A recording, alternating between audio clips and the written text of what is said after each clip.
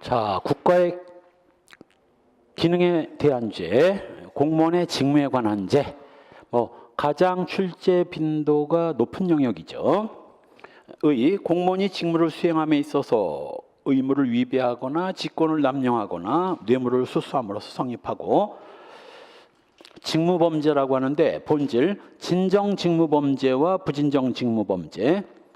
진정 직무범죄는 공무원만이 정범이 될 수 있는 거.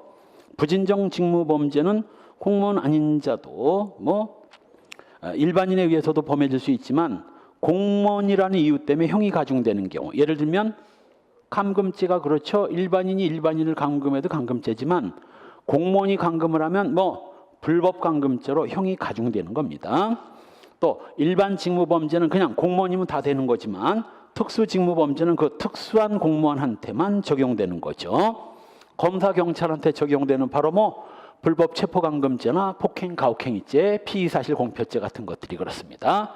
한편 공무원이야 성립되는 그런 범죄에 있어서 공무원이란 공무원 모를 사람 없죠. 법령에 의해서 공무를 담당하는 사람인데 경우에 따라서 이 공무원의 범위도 좀 달라집니다. 예를 들면 뇌물죄 공무원과 직무유기죄 공무원 범위가 조금씩 달라요. 한편 괄호 4번 다음 페이지에 공무원이 직무상 공무원이 범죄를 저지르면 일반이 저지른 거에 비해서 그냥 2분의 1 가중하고요. 직무유기죄, 공무원이 정당한 이유 없이 직무 수행을 거부하거나 직무를 유기한 때는 1년 이하의 징역이고, 보호법익은 국가기능, 정도는 구체적 위헌범입니다. 판례는 부진정 부작위로 보죠. 즉 자기범입니다. 원칙적으로. 구성요건, 주체 공무원이고 행위는 정당한 이유 없이 직무를 수행을 거부하거나 직무를 유기하는 건데, 이때 직무는 줄거세요. 고유한 직무만 해당돼요. 요 점이 뇌물죄의 직무와 달라. 뇌물죄의 직무는 자기가 담당하는 직무뿐만 아니라 부수적으로 담당하는 직무를 다 포함해서인데, 직무유기죄의 직무는 자기가 담당하는 직무만 유기하지 않으면 직무유기죄 안 됩니다. 그래서 세 번째 줄 뒷부분 부수적 파생적 의무는 제외된다고 규정하고 있죠. 설명하고 있죠. 직무수행 거부, 직무수행을 일부러 안 하거나 직무유기, 직무를 방임 포기하는 겁니다. 다만 직무를 수행했는데 네 번째 줄 중간 5점 내용이 부실하다든가 단순한 직무태만 요 정도 가지고 직무유기죄라는 범죄가 되는 건 아니고, 조금 무능으로 승진에 장애가 될 수는 있죠. 그러나 이걸 가지고 범죄인 직무유기죄까지 된다고 할 수는 없어요. 다음 페이지에 첫 번째 판례 은근 시험에 좀 나오는 거죠. 이때 직무유기란 세 번째 줄, 공무원이 태만, 분망, 착각 등으로 인해서 직무를 성실히 수행하지 아니한 경우나 형식적으로 또는 소홀히 직무를 수행했기 때문에 성실한 직무 수행을 못한 것, 요거 가지고는 직무 수행 안 됩니다. 따라서 최소한도 앞에서 본 것처럼 두 번째 판례 세 번째 줄 뒷부분, 그러한 유보가 직무에 관한 의식적인 방임이나 포기에 해당한다고 볼 수 있는 경우, 이런 때만 직무유기죄가 되는 거죠.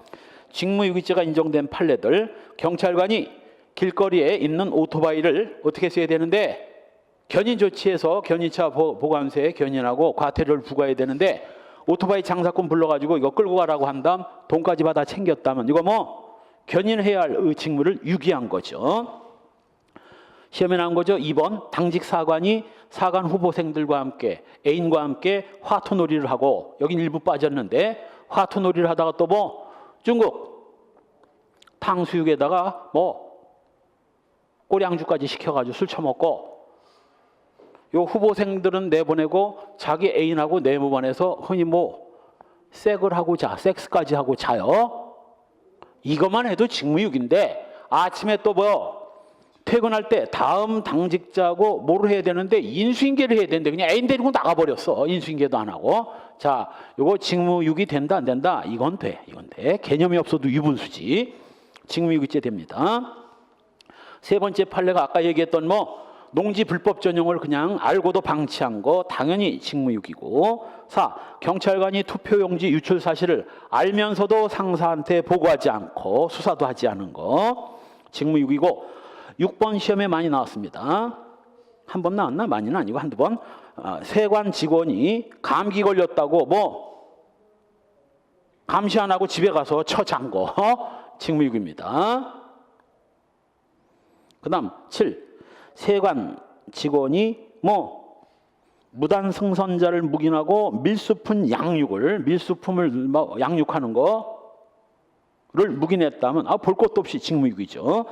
인감증명서 담당 공무원이 날인도 없는 인감증명서에 동장 인장을 날인해서 교부한 거. 10번 차량 번호판을 교부하는 직원이 교통사고로 운행 정지 처분을 받은 사람한테 번호판을 교부하면 안 되는데 교부해버린 거. 그 다음 11번 합동조사단장으로부터 뇌물수수 혐의로 수배 중인 B를 체포하도록 임무를 부여받은 자가 B와 여러 차례 통화를 하고 B의 위치까지 파악하고 있으면서도 체포도 안 하고 보고도 안 하고 개긴 거 직무유기고. 13번 경찰관이 불법 체류자의 신병을 확보했다면 얼른 출입국 사무소에 인계를 하든가 했어야지 지 멋대로 훈방을 하고 기록조차 남기지 않은 거 직무유기고요. 15번 경찰관이 도박 범행을 발견하고도 임의 동행도 안 하고 일부 도박 자금에 관해서 검사의 지휘도 받지 않고 지멋대로 도박 자금을 돌려주고 조사도 하지 않은 채 석방해버린 거 직무유기고. 역시 경찰관이 벌금 미납자는 노역장 유치를 해야 되고 노역장 유치를 하려면 몇 가지 끌어와야 되거든. 그래서 이걸 끌고 왔어야 되는데 만나고도 검거도 하지 않고 내버려뒀다면 이거 직무유기죠. 한편 직무유기죄가 부정된 판례 이거 4번 판례. 똑같은 세관 직원인데 이 친구는 세관 직원 중에서 운전사예요. 그럼 자기가 맡고 있는 업무는 뭐니까? 운전이죠. 운전만 하면 돼. 따라서 관세 포탈 사범을 검거하지 않은 거 이건 세관 직원들이 할 일이지 세관 운전자가 할 일이 아니거든. 시험에 몇 번 나온 거예요 이거. 직무유기 안 됩니다. 교도소 보안과 계장과 감독 교사가 신체 검사를 좀 허술히 해가지고 죄수들이 탈출한 거 직무유기 안 됩니다. 이게 아까 봤던 앞 페이지의 메뉴의 판례 세 번째 줄 태만, 분망, 착각으로 잠깐 실수한 거 이거 과실 직무유기인데 과실 직무유기는 직무유기가 될 수 없죠. 한편 역시 6번 군 사법경찰관리가 아닌 일반 하사관이 근무이탈자를 동행 중 놓친 거 만약 이것도 헌병이 놓쳤다면 이건 조금 문제가 될 수 있습니다. 그냥 하사가 이거 근무이탈자를 동행하는 거는 하사의 업무하고 상관없어. 헌병들이 할 일이지. 또 7. 통고처분이나 고발 권한 없는 세무공무원이 이거 통고처분 고발 조치를 안 하고 방치한 것도 이거 자기 권한 밖의 일인데. 쭉 내려와서 10번 지방자치단체 교육기관장 광노현 서울시 교육감이었습니다. 그 주무장관이 두 번째 줄 중간 자기 부하 직원을 징계하라고 요구를 받았는데 징계를 안 하고 그에 대한 이의소를 제기합니다. 만일 이의소도 제기하지 않고 징계도 안 하고 개겼으면 그건 직무유기야. 근데 이 사람 징계감은 아니지 않습니까? 라고 이의소를 제기한 다음 이의소에서 패소하면 징계하고 이기면 안 해도 되니까 이의소를 제기해서 그 재판 결과를 기다리고 있는 게 직무유기가 될 수는 없죠. 타지와의 관계, 내가 노래를 부린 거요. 예비군 훈련 불참자를 보고해야 할 의무 있는 자가 훈련 불참 사실을 은폐하기 위해서 허위공문서를 작성했다면 허위공문서 작성죄가 성립되는 한 직무유기죄는 안 되고 2번 범인도피죄가 성립되는 한 직무유기죄 안 되고 이거 형사들이 나갔으니 튀어라 이 사건이죠. 3. 추론 사유가 허위라는 사실을 알면서도 아까 본 거죠. 위계로서 농수산국장의 최종 결재까지 받았다면 역시 위계에 의한 공무집행 방해죄가 성립되는 한 직무유기죄는 안 됩니다.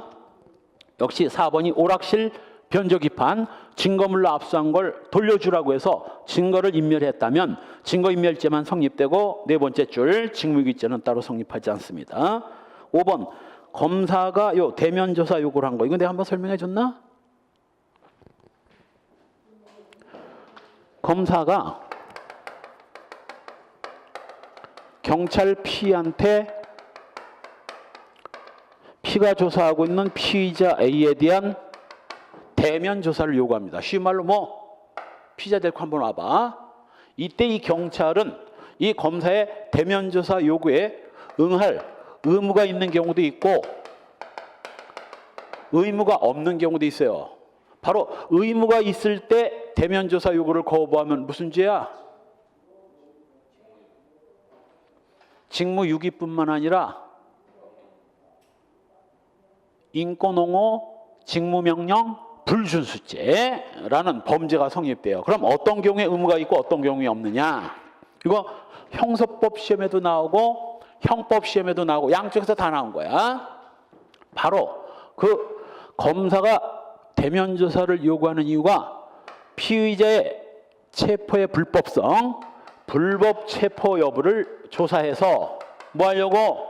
불법 체포라는 것이 확인이 되면 석방해 주려고, 석방하려고 대면 조사 요구를 했다면 이때는 경찰이 응해야 할 의무가 있고 여기에 응하지 않으면 뭐 인권옹호, 직무명령 불준수죄와 직무유기죄의 상상적 경합이 됩니다. 그러나 불법 체포를 확인하고 석방해 주려고 하는 게 아니라 긴급 체포의 적법성을 확보하고 오히려 구속의 요건을 보완해서 구속 요건을 보완한 다음 뭐 하려고? 구속하려고, 석방하려고 하는 게 아니라 구속하려고 대면조사 요구를 한 경우 피의자는 이 대면조사 요구에 응할 의무도 없고 의무 없는 피의자를 강제로 끌고 검사한테 갈 수는 없어요. 이때는 의무 없습니다. 거부하더라도 직무유기니 직무명령 불준수죄니 개풀 안 되는 거예요. 여기서 뭐니까 뭐라고 나와? 긴급체포 등 강제처분의 적법성의 의문을 갖고 바로 불법이라고 판단하고 대면조사를 했다면 요구했다면 이건 뭐 의무 있습니다. 바로 밑에 판례도 뭐 세 번째 줄 뒷부분 허위공문서 작성죄가 성립되는 한 직무유기죄는 따로 성립하지 않습니다. 다만 아까 얘기했던 뭐 다섯 번째 줄 뒷부분 농지 불법 전용 사실을 은폐하기 위한 게 아니라 뭐 불법 전용을 6개월 동안 방치한 행위 요건 별도의 직무유기죄가 따로 성립되고 실체적 경합이 되는 겁니다. 시험에 나와서 실경이 되는 예. 하도 학생들이 뭐 허위공문서 작성죄가 성립되면 직무유기가 안 된다. 요것만 외우고 있으니까 이 판례가 시험에 나온 거야. 실경이 된 이 판례가. 그 다음 126조 피의사실 공표죄. 반갑죠? 검사, 경찰, 기타 범죄 수사에 관한 직무를 행하는 자나 감독자, 보조자가 직무를 행함에 지득한 피의사실을 공판 청구 전에 공표, 까발리는 거죠. 피의사실 공표죄.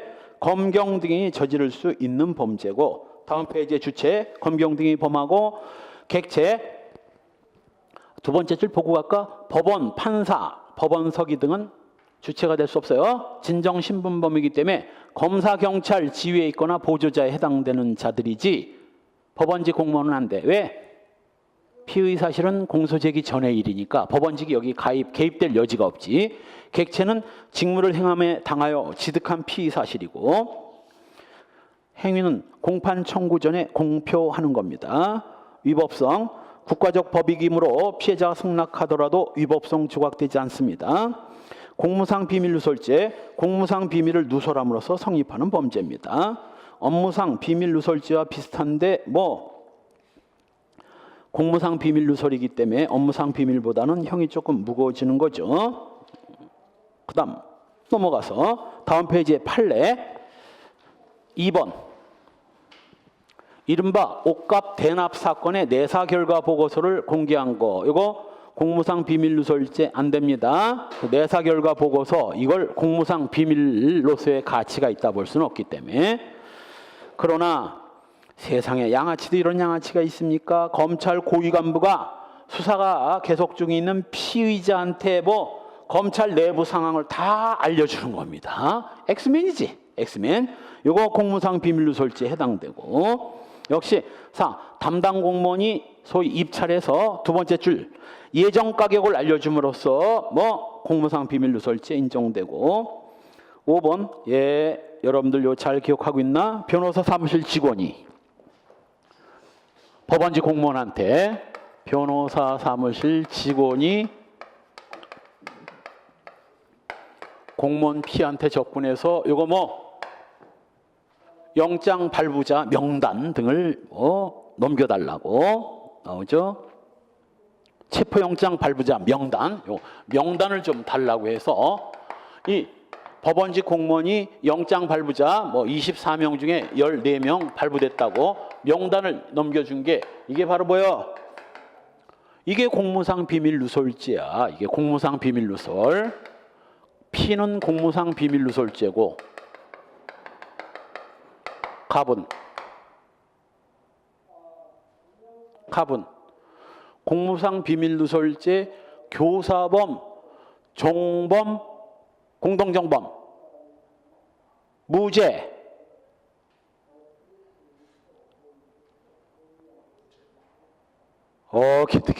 기특해. 무죄야. 왜?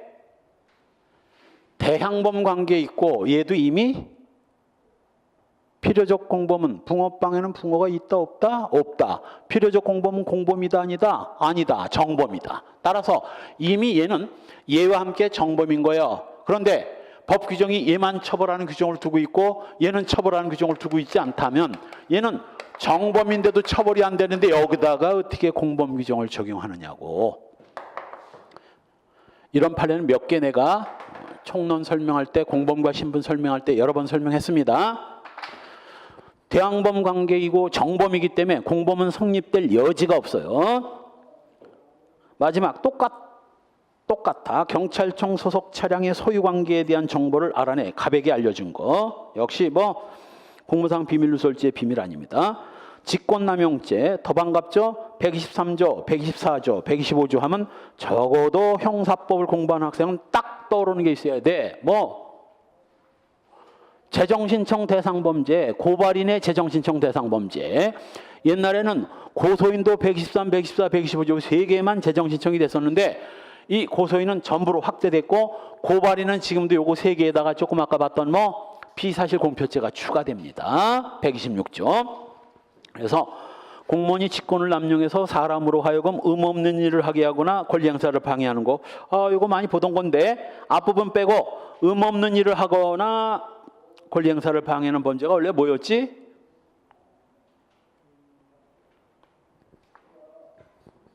의무 없는 일을 하게 하거나 권리 행사를 방해하는 게 무슨 죄였어요?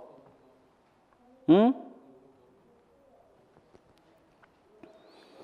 업무 방해.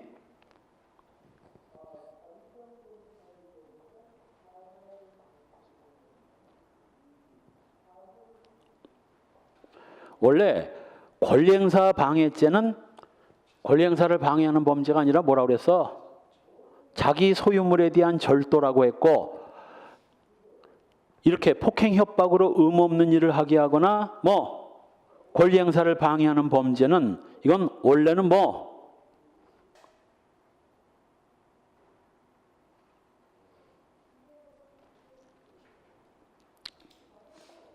공무원이 하면 직권남용죄고, 일반인이 폭행 협박으로 의무 없는 일을 하게 하거나 권리 행사를 방해하는 건 공갈죄, 강요죄. 폭행 협박으로 권리 행사를 방해하거나 의무 없는 일을 하게 하는 게 이게 강요죄. 공무원이 강요죄를 저지르면 뭐가 되는 거야? 그게 직권남용죄가 되는 거야. 그래서 다시 한번 권리행사 방해죄라는 범죄는 권리행사를 방해하는 범죄가 아니라 자기 소유물에 대한 절도고, 실제 권리행사를 방해하는 범죄는 강요죄라는 거라고. 죄명이 강요죄입니다. 다음 페이지에 행위, 직권을 남용하여 뭐 2. 의무 없는 일을 하게 하거나 3. 권리 행사를 방해하는 겁니다. 이때 그 직권남용죄 공모는 8월의 판례 세 번째 줄, 법률상 꼭 강제력이 수반되는 그런 공무원이 아니어도 상관없습니다. 또 2번의 두 번째 줄 끝부분, 그 권리 행사 방해의 권리가 공법상의 권리든 사법상의 권리든 상관없고요. 따라서 2번의 두 번째 줄, 범죄 수사권도 공법상의 권리고 이거 권리 행사 방해의 권리에 해당됩니다. 이때 우리 대법원이 계속 직권남용 권리행사 방해죄라고 하는데 사실 우리 대법원이 왜 이렇게 계속 우겨대는지 모르겠어. 죄명도 대법원 지들 멋대로 정하는 게 아니야. 죄명은 반드시 123조 왼쪽 박스 봐. 123조 옆에 조문 제목이 뭐로 돼 있어요? 직권남용으로 돼 있지? 죄명 정하는 법이 따로 있어. 그래서 죄명에 관한 법률을 보면 형법상 범죄는 조문 제목에다가 죄자를 붙이는 게 공식 명칭이야. 그럼 조문이 직권남용으로 돼 있으니까 이 죄명을 뭐로 해야 돼? 직권남용죄라고 해야지. 이걸 권리행사를 방해하는 거기 뭐라고? 직권남용 권리행사 방해죄 이렇게 하면 안 된다고. 그냥 직권남용죄라고 해야 되는데 자꾸 직권남용 권리행사 방해죄라고 그래. 그러니까 학생들이 헷갈리는 거야. 권리행사 방해죄랑 직권남용죄라고 했어야지. 한편 직권남용에 해당되는가 여부는 여러 가지 사정을 종합적으로 판단해야 할 것이고, 다음 페이지에 기수식이 주의해야 됩니다. 피해자가 의무 없는 일을 하거나 권리행사가 방해돼야 기수입니다. 그 대신 의무 없는 일을 하거나 권리행사가 방해되면 실제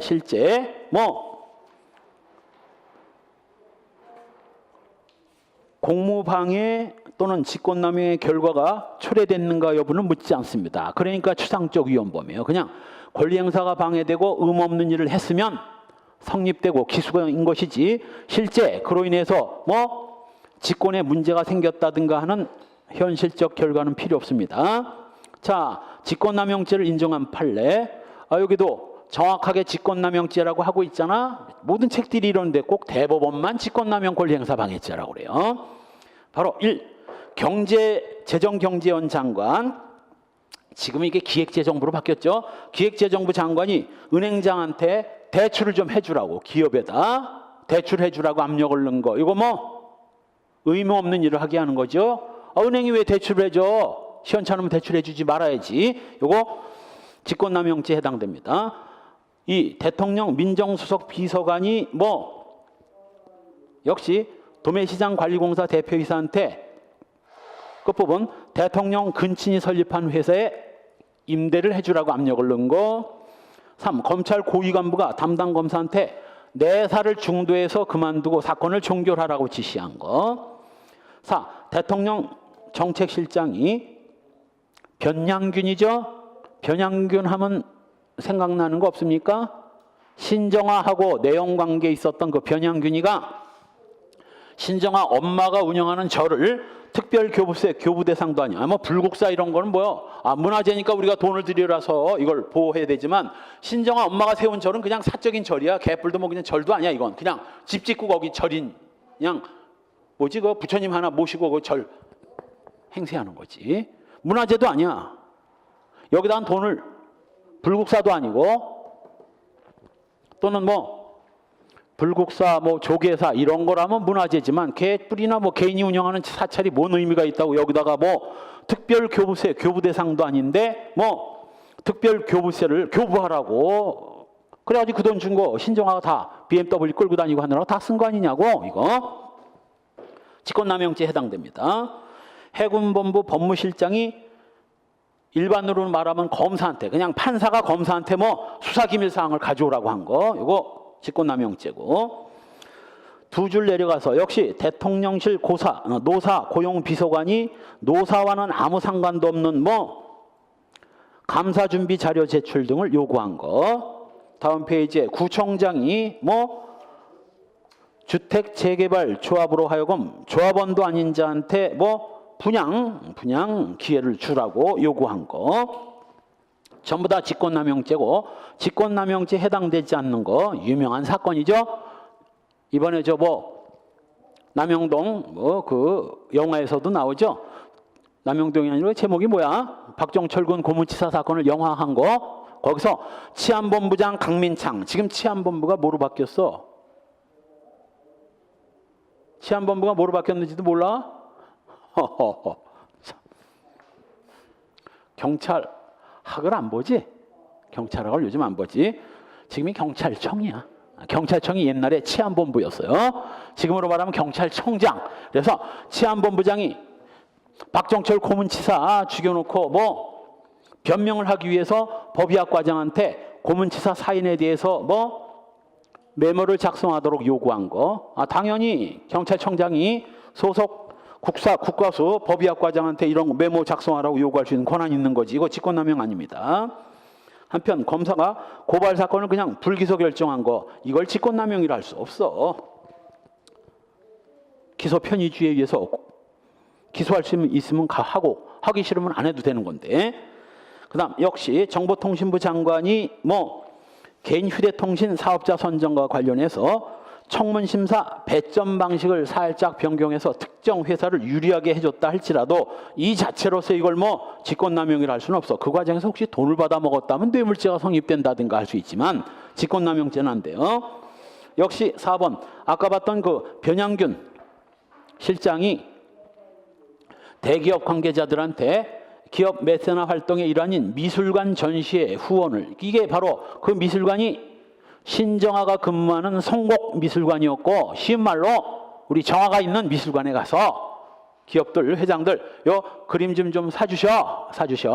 좋은 문화활동 그림 사고 팔고 해서 문화를 좀 융성시킨다는 명목으로 자기 애인이 있는 미술관에 가서 뭐 그 전시회 후원이라는 게 바로 그림을 좀 사달라는 거지. 그래서 기업가들이 뭐 이런 거 눈치 잘 읽거든. 이재용이 봐. 최순실이가 실체라는 걸 알고 최순실한테 붙어가 먹어가지고 엄청 이익을 취득했잖아. 그래서 대기업 회장들이 뭐 성공미술관에 가가지고 신정아가 권유하는 미술품들을 막 사준 거지. 직권남용죄 안 됩니다. 뒤에서 보겠지만 제3자 뇌물공여죄도 인정 안 됐어. 왜? 기업 회장들이 이걸 사주면 자기한테 조금 유리하지 않을까? 막연한 기대하에 가서 사줬다면 제3자 뇌물공여죄도 안 된다고 한 겁니다. 그러니 유전무죄, 무전유죄란 말이 나오지. 이 불법 체포감금죄, 재판, 검찰, 경찰, 기타 인신구속에 관한 직무를 행하는 자나 보조자가 뭐 그 직권을 남용해서 사람을 체포감금함으로써 성립합니다. 원래 체포감금죄라는 범죄가 있는데 공무원이 이런 짓을 하면, 재판, 검찰, 경찰직에 있는 사람이 이런 짓을 하면 뭐 일반 체포감금죄에 비해서 불법 체포감금죄로 형이 가중되는 부진정 신분범이고요. 체포감금은 자기, 부작위, 물리적, 심리적 다 포함됩니다. 또 마지막 바로 위에 두 번째 줄 중간, 경찰서 안에서 아무리 자유로운 상태라 하더라도 경찰서 밖으로 나갈 수 없도록 했다면 이것도 체포감금이라고요. 역시 바로 아래 판례 네 번째 줄, 보호실에 계속 유치, 가둬놓은 거 볼 것도 없이 불법 구금입니다. 다음 페이지에 2번 판례, 아까 봤던 그 판례요.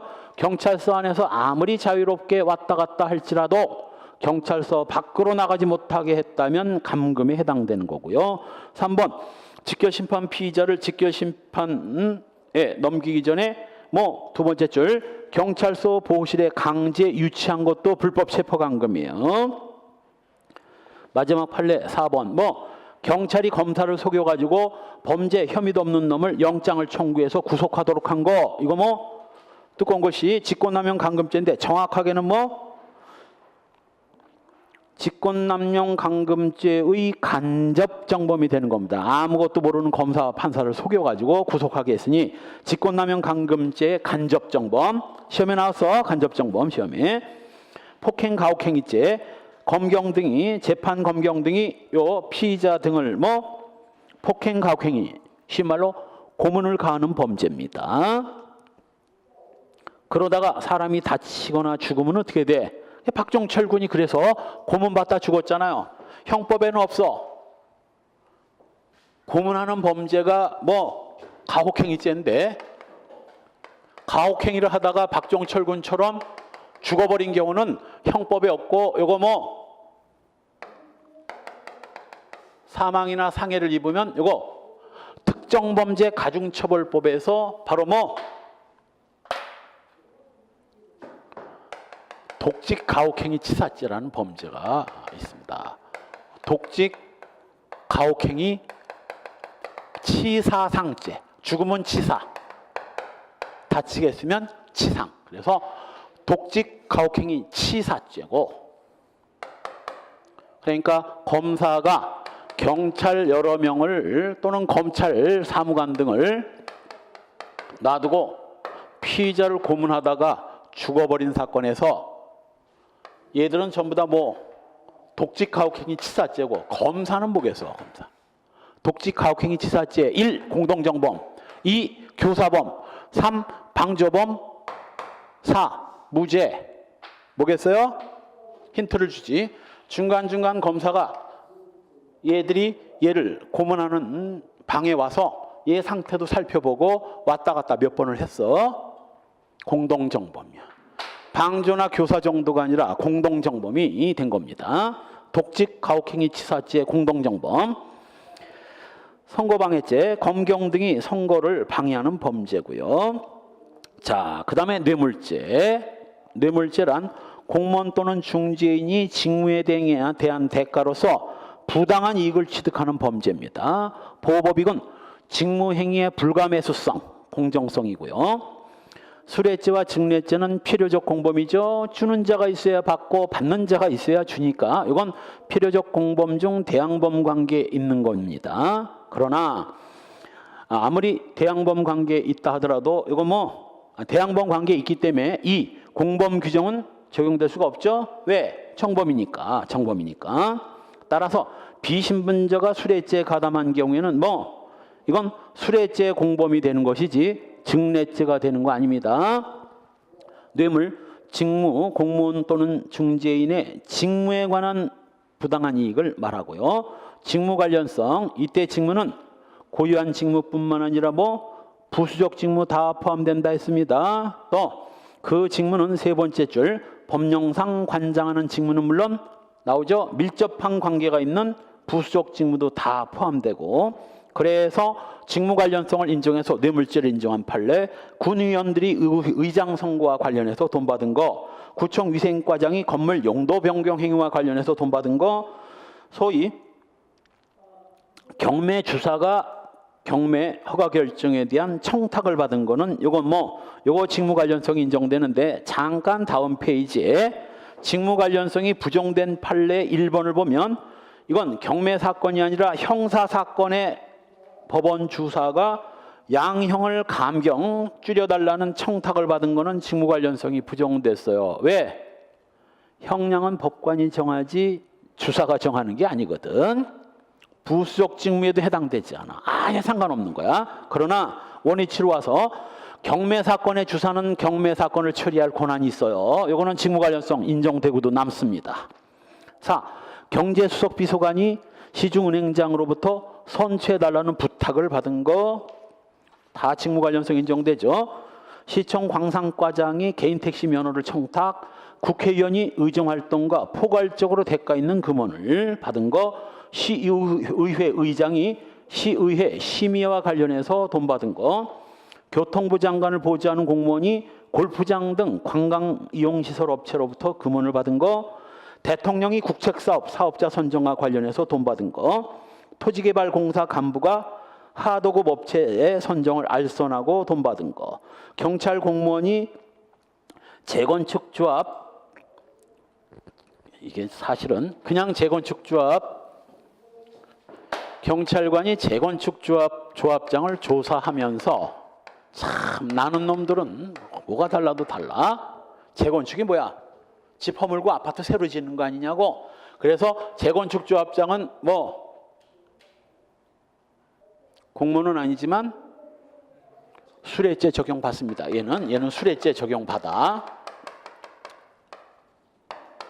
그런데 건축사 사무소에서 참 대단한 놈입니다. 경찰이 얘를 조사한다는 걸 알고 경찰을 찔러대. 뭐라고? 이 조합장한테 압력을 넣어가지고 그 조합에서 뭐 아파트 설계를 할 때 그 설계를 우리 건축사 사무소에 맡겨달라고 압력을 넣어달라고 돈을 줘요.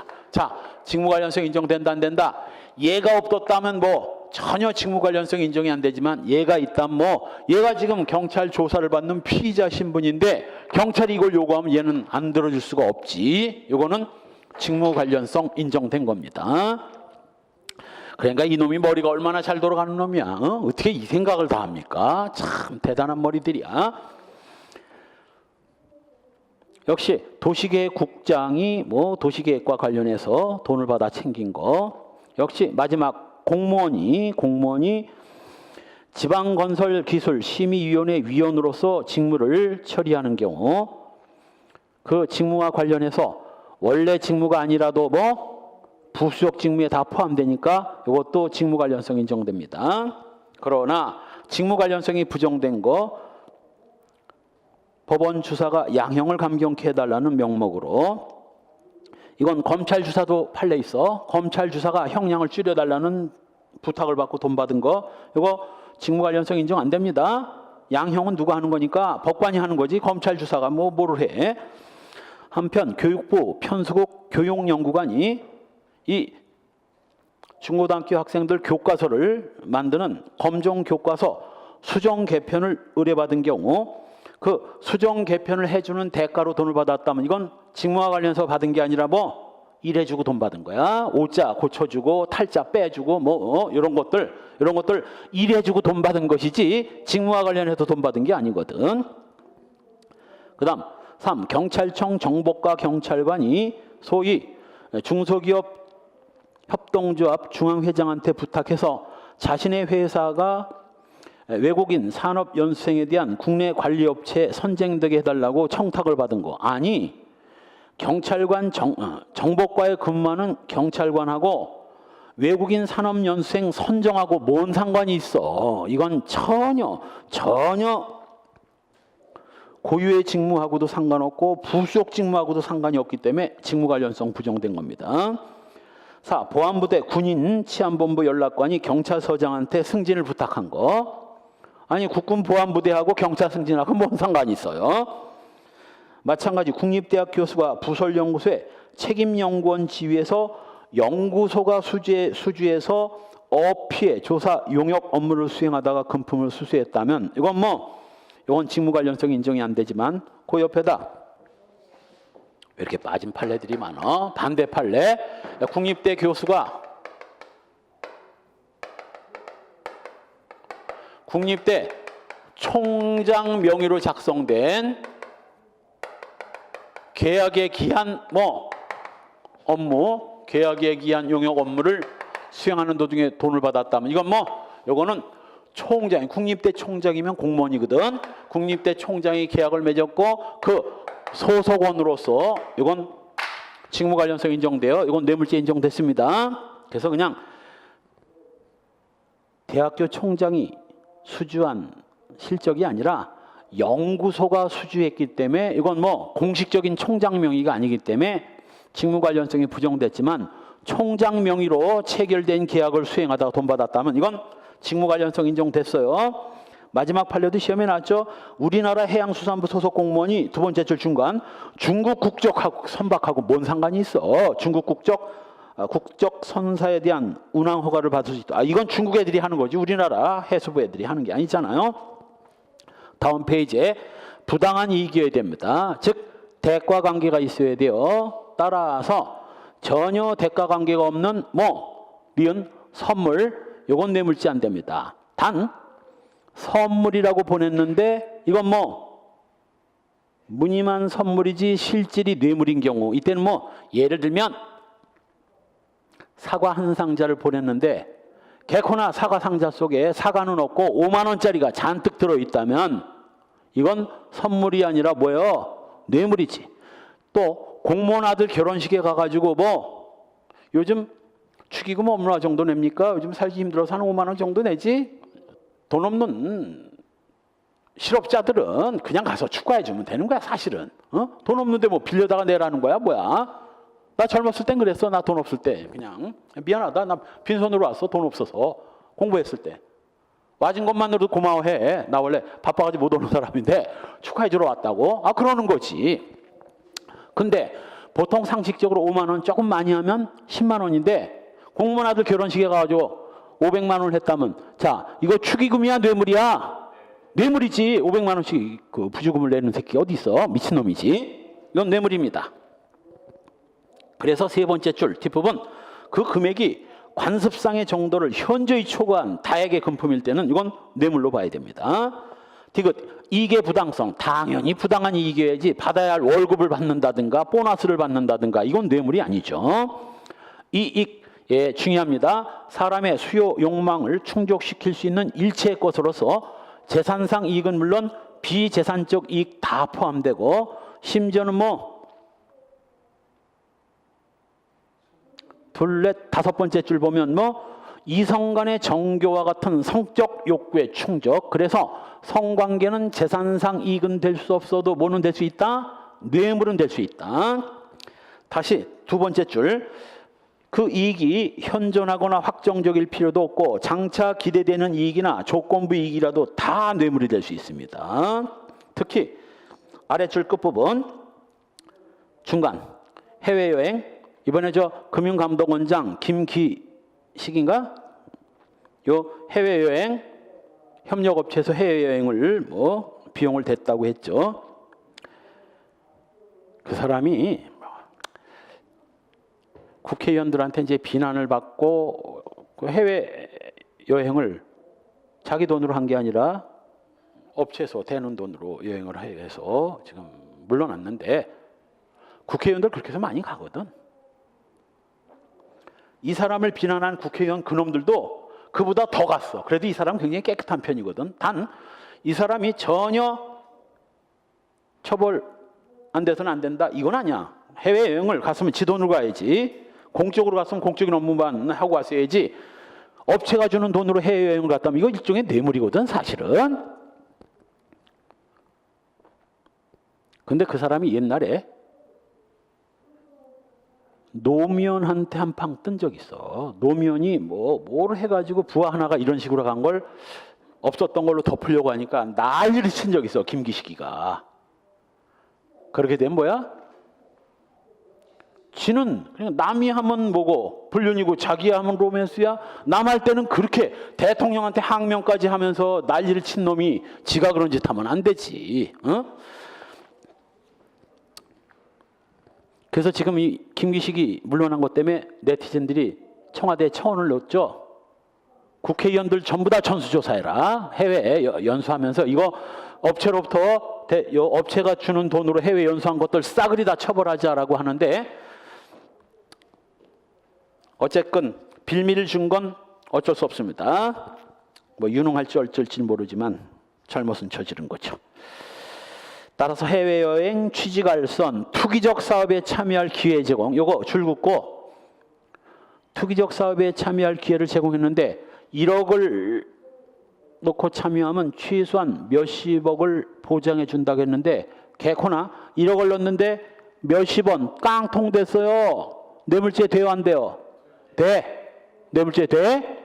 설사 나중에 깡통이 돼서 이루 말할 수 없는 손해를 입었다 할지라도 들어갈 때 가망성을 보고 들어갔다면 이것도 뇌물입니다. 시험에 잘 나와. 그래서 뭐 기회를 제공했는데 쫄딱 망한 경우에는 뇌물죄가 성립할 수 없다. 노노노노. 참여 기회를 보장받았을 때 뇌물죄는 이미 기수고 나중에 쫄딱 망했냐 안 망했냐는 혹시 정상 참작 사유는 될 수 있어도 뇌물죄는 기수입니다. 바로 아래 판례 두꺼운 것이 공무원이 직무와 관련해서 뇌물을 수수했다면 비록 사교적 의뢰 즉 선물 형식을 빌었다 할지라도 뇌물이 될 수 있고요. 나머지 판례 다 읽어보세요. 똑같은 내용입니다. 다음 페이지 첫 번째 판례 유명한 검사 성매매 사건이었죠. 성매매가 아니라 성뇌물 사건이었죠. 제공된 것이 성적 요구 충족이라 해서 달리 볼 것이 아니다. 그래서 주임 검사로서 피의자를 조사하면서 세상에 검사실에서 유사성교 행위를 요구해. 흔한 말로 이제 성기를 뭐 입으로 뭐 빨아달라 이런 거지. 그래놓고도 부족해가지고 이 피의자를 데리고 왕십리 모텔로 나오라고 그래서 거기서 기어이 성관계까지 맺어요. 요거 뇌물죄 인정됐고 이 인간 실형 1년 10월인가 실형 선고돼서 깜빵 가고 검사 뭐 잘렸어요. 검사 잘렸어요. 근데 이 인간이 30대 초반이고 결혼한 지 얼마 안 되는 20대 후반에 부인이 있는 놈이야. 신혼 몇 년 안 된 상태에서 이런 짓을 한 거야. 그리고 이 피의자 여자가 40대 중반. 그래서 사람들이 다 미친 새끼 아니야. 그 예쁜 젊은 부인 놔두고 이 40대 여자가 40대 여자랑 섹하다가 깜빵 가고 잘리고 도대체 그 40대 여자가 어떻게 생긴 어떤 여자길래 그랬더니 어떤 학생이 여학생 하나가 얘입니다. 예, 이 여자입니다. 보여줬는데 40대가 아니야. 일본 모델이었고 이거 아니다. 40대 중반이라고 하는데 나중에 면허증에 찍힌 여자 이걸 봤는데 그냥 평범한 아줌마야. 평범한 아줌마. 그러니까 이게 이제 변태지. 이게 변태지. 세상에 20대 후반 젊은 부인 놔두고 신혼에 그것도 40대 아줌마랑 섹하다가 깜빵하고 잘리는 한심한 인간이 있어. 뇌물의 몰수와 추징 우리 봤죠? 반드시 몰수를 해야 되고 몰수가 불가능하면 반드시 뭐라도 추징이라도 꼭 해야 돼.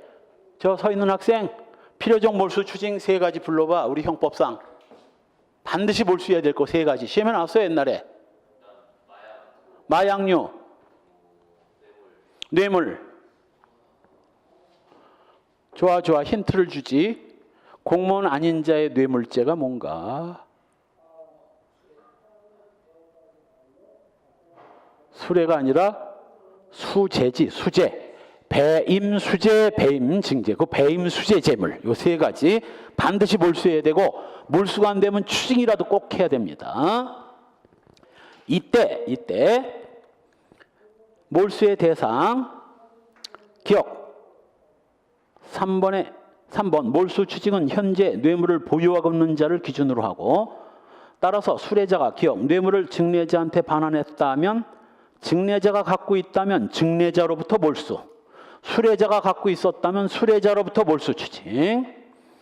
그리고 뇌물로 수수한 자기압수표를 소비하고 금액을 반환했다면 수표를 몰수해야지 이 금액은 몰수가 아니라 추징이 됩니다. 은행에 예치한 후 같은 액수의 돈을 반환한 경우 전부 다 이건 수뢰자한테 무조건 추징이에요. 디귿 수뢰자가 뇌물을 다시 제3자에게 뇌물로 공유한 때는 이때는 수뢰자로부터 추징입니다. 몰수는 들어가면 안 되지. 추징이지. 제3자 뇌물수수죄에서는 제3자가 뇌물을 건네받지 않은 공무원에게는 뇌물 가액을 추징할 수 없고요. 자, 그래서 필살기. 요것도 옛날에는 시험에 좀 많이 나왔었는데 요즘엔 거의 뜸합니다. 필살기. 무조건 뇌물은 현재 보유자로부터 몰수를 하거나 몰수가 안 되면 추징을 하는 겁니다. 따라서 갑이 A한테 뇌물을 1000만 원, 100만 원짜리 10장을 줬는데 A가 갖고 있다가 검거가 되면 A로부터 몰수 추징. A가 이걸 그대로 돌려줬어. 못 해준다고. 승진 청탁 못 들어준다고. 그래서 갑이 갖고 있다가 발각이 됐다면 갑으로부터 몰수 추징. 그냥 갖고 있는 자로부터 몰수하거나 추징하면 돼. 그런데 써버리는 경우가 생기거든. 예를 들면 10장 중에서 5장을 아들 오토바이 사는데 쓰고 그리고 5장을 그대로 가지고 있다가 뇌물 받은 사실이 탄로날 것 같으니까 요거 갖고 있던 5장에다가 써버린 5장을 자기 돈으로 5장 100만 원짜리를 채워가지고 얘한테 돌려줍니다. 바로 이럴 경우 이제 필살기지. 첫째 뭐라고? 보유자로부터 몰수 추징을 하되 소비를 한 경우 뇌물을 소비를 하면 그 소비한 자한테 추징입니다. 이건 몰수는 아니야. 소비를 하는 순간 이제 원래 물건은 날아가 버렸으니까 무조건 소비한 자한테 추징을 때리는 겁니다. 그럼 답 나와. 이게 그 전에 한 2번 나왔는데 누구로부터 얼마를 몰수해야 되고 추징해야 되느냐, 이게 시험에 좀 나왔거든. 먼저 이 뇌물이 오가는 과정에서 소비를 하는 자가 딱 나오잖아. 무조건 거기다가 소비한 만큼 추징 때려. 그리고 꽉 차면 1,000만 원이 꽉 차면 이걸로 끝이야. 그런데 남아있다면 남아있는 그걸 갖고 있는 놈으로부터 몰수 추징하면 됩니다. 자, 지금 여기서 설명했잖아. 100만 원짜리 10장을 얘한테 뇌물로 줬는데 5장을 오토바이 사는데 써버리고, 그럼 시험장에서는 여기다 시뻘겋게 500 추징을 딱 쓰라고. 그리고 이제 나머지 5장을 어떤 놈이 갖고 있느냐, A가 갖고 있다가 발각됐으면 얘한테 500 추징 500 몰수. 돈 찾아가지고 돌려줬다면 원래 5장은 얘한테 지금 와 있으니까 500 추징 500 몰수. 이렇게 해서 합이 얼마가 나와줘야 돼? 1,000만 원이 나와줘야 돼요. 검상까지 해야 돼. 검상까지. 한편 이 인간이 100만 원짜리 10장을 받은 뒤 요거 구청장한테 승진을 부탁하면서 오토바이가 아니라 요 5장을 승진을 부탁하면서 B 구청장한테 5장을 줍니다. 그랬더니 이 구청장이 이걸 예금을 해놨다가, 자, 여기 필살기에서 요 소비자한테 추징을 하라고 했는데 이 소비에 모두 포함된다? 예금 포함이야. 예금 포함. 그래서 뇌물이 오가는 과정에서 하여간 예금한 놈이 또 나타나면 예금한 놈한테 무조건 500. 예금한 액수만큼 추징 때리면 돼요. 5장을 그대로 예금했다면 B한테 500 추징. 그리고 얘가 얘한테 승진 명목으로 5장을 줬을 때 5장을 얘한테 썼잖아. 요거 500 추징. 그래서 얘가 얘한테 줬을 때 얘가 쓴 거니까 얘한테 500 추징. 얘가 그대로 갖고 있으면 얘한테 500 몰수지만 예금을 하는 순간 얘도 500 추징. 그리고 나머지 500은 A가 갖고 있으면 A한테 몰수. 그래서 이건 1,500이 나오는데 왜 1,500일까? 얘가 얘한테 준 게 뇌물죄고 얘가 얘한테 준 500만 원이 또 뇌물이라서 1,000만 원 뇌물과 500만 원 뇌물에서 1,500만 원이 나와줘야 돼. 하나만 더. 이때 갑이 A한테 100만 원짜리 10장을 주면서 구청장하고 너하고 반반 나눠 먹어. 혼자 먹지 말고. 그래서 500을 자기가 챙기고 얘가 부탁한 대로 500을 구청장을 갖다 줬다면 이건 얘가 얘한테 뇌물을 준 게 아니라 얘가 준 뇌물을 둘이 나눠 먹은 거니까 이건 얘한테 500 몰수 추징, 얘한테 500 몰수 추징. 예금하면 추징, 갖고 있으면 몰수. 이렇게 처리하면 됩니다. 다시 한번. 뇌물은 현재 보유자로부터 몰수를 하거나 보유자가 뭐를 했으면 소비했으면 추징이야. 이때 중간에 소비한 자가 나타나면 무조건 소비한 자한테 소비한 액수만큼 추징 때리고 나머지는 갖고 있는 놈으로부터 몰수하면 되는 겁니다.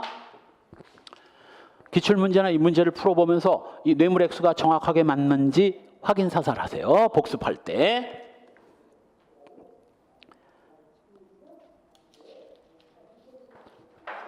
자, 판례. 범죄 행위로 인해서 물건을 취득하면서 대가를 지급했다 할지라도 390조 판례, 그 범죄 행위로 취득한 것은 물건 자체이고 이는 몰수되어야 할 것이나 이미 처분되어 없다면 가액 상당을 추징할 것이고 그 가액에서 이를 취득하기 위한 대가로 지급한 금원을 뺀 나머지를 추징해야 되는 것은 아니다. 이건 뭔 뜻이냐면, 자, 갑이 A한테 100만 원짜리 10장을 뇌물로 주니까 A가 100만 원짜리 10장이면 1,000만 원인데 고맙다면서 120만 원짜리 도자기를 선물로 줍니다.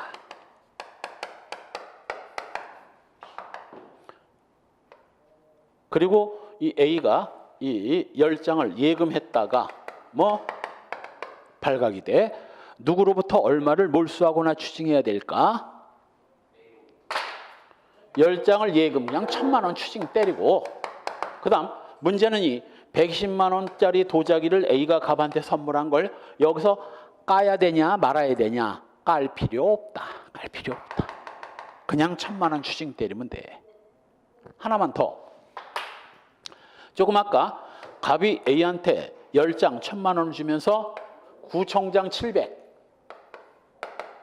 7장, 너 3장. 그래서 7장 3장을 나눠 가졌다면 얘로부터 700 몰수 추징, 얘한테 300 몰수 추징하면 됩니다. 그렇죠? 그런데 이 갑이 A한테 1,000만 원 뇌물을 주면서 1,000만 원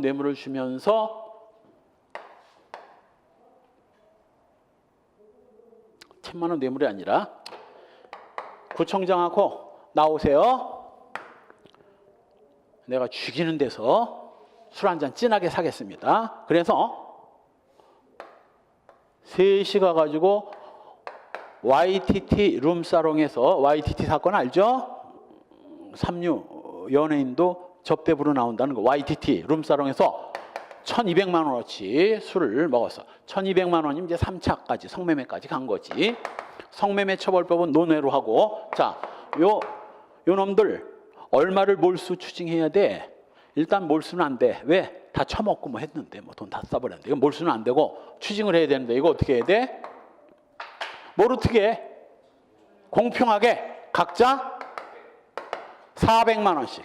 B 400 추징, A 400 추징, 갑도 처먹었으니까 갑도 400 추징이야. 만일 갑이 계산을 하고 빠지고 두 놈만 처먹었으면 어떻게 되는 거야? 600 추징이야. 시험 예문에 나온 겁니다.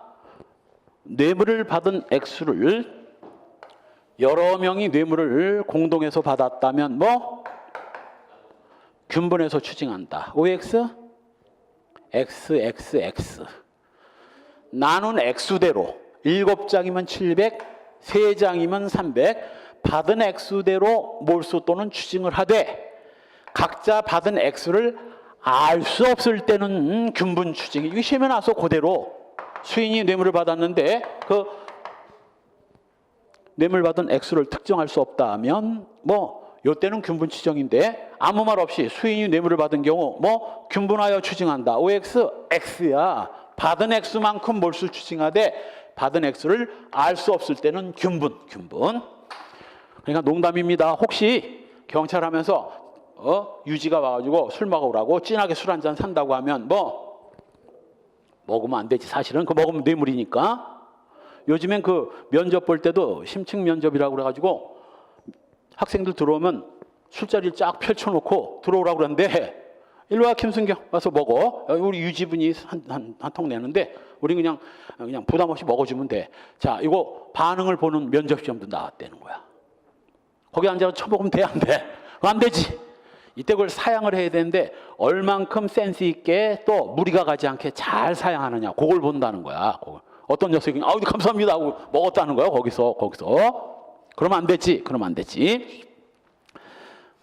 만일 먹어야 할 자리가 있으면 뭐 막 먹는 거야. 비싼 안주 위주로. 어차피 보니까 똑같이 추징이니까. 많이 먹은 놈도 400, 적게 먹은 놈도 400이니까 기왕 먹을 거 무조건 많이 고급스러운 안주로 막 먹자.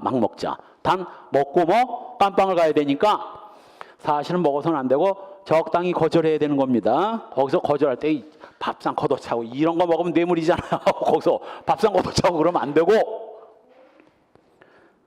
무리를 주지 않으면서 안 먹는 방법을 연구해 보라고. 참 직장 생활하면 그런 일이 많아. 그러니 자기 혼자 거기서 거부했다가 뭐 왕따 당해.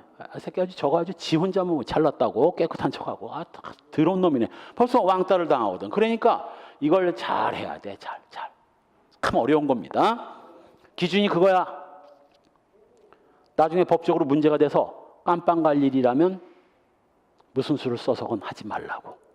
그거 했다가 뭐 되는 거야? 문기동 경장, 뭐 고문 경관 이근함, 뭐 이런 사람 되는 거야. 인생 망치고. 자, 따라서 수수하는 과정에서 뭐 반대급부로 뭐 어떤 선물, 물건 등이 교부됐다 할지라도 그걸 빼고 몰수 추징 아닙니다. 그냥 전액을 몰수 추징하는 겁니다. 방법 여기 나오네. 공동수뢰의 경우에는 뭐 수뢰액만큼 몰수 추징을 하되 액수가 확정되지 않을 때는 뭐 평등하게. 다음 페이지에 두 번째 판례만 좀 봅시다. 첫 번째 판례는 이미 저 술집 얘기했고, 두 번째 판례, 자 추징의 대상은 무상으로 대여받은 금품이 아니라 금융이익 상당액이다. 즉 업주가 공무원한테 1억 원을 무이자로 빌려줬다가 1년 후에 돌려받았습니다. 뇌물죄 된다 안 된다? 된다. 뭐가 뇌물이야? 그렇지. 1억이 뇌물이 아니라 1년 동안 돈을 빌렸으면 지급해야 할 이자 상당액이 뇌물인 겁니다. 한편 3번 아까 얘기한 뇌물수수자가 공동수수자가 아닌 교사범 종범에게서 뇌물 중 일부를 사례금 명목으로 교부했다면 이거는 뇌물수수자한테 그 사례비 명목의 뭐 액수를 추징 때리는 겁니다. 추징가액의 산정 시기는 선고시를 기준으로 합니다. 시험에 나온 적 있어 이것도. 그래서 바로 아래 판례 네 번째 줄 가액 상정은 추징가액은 재판 선고시 가격을 기준으로 하고, 넘어가서 단순 수뢰죄 조금 쉬었다 갈까요? 10분 쉬었다 갑시다.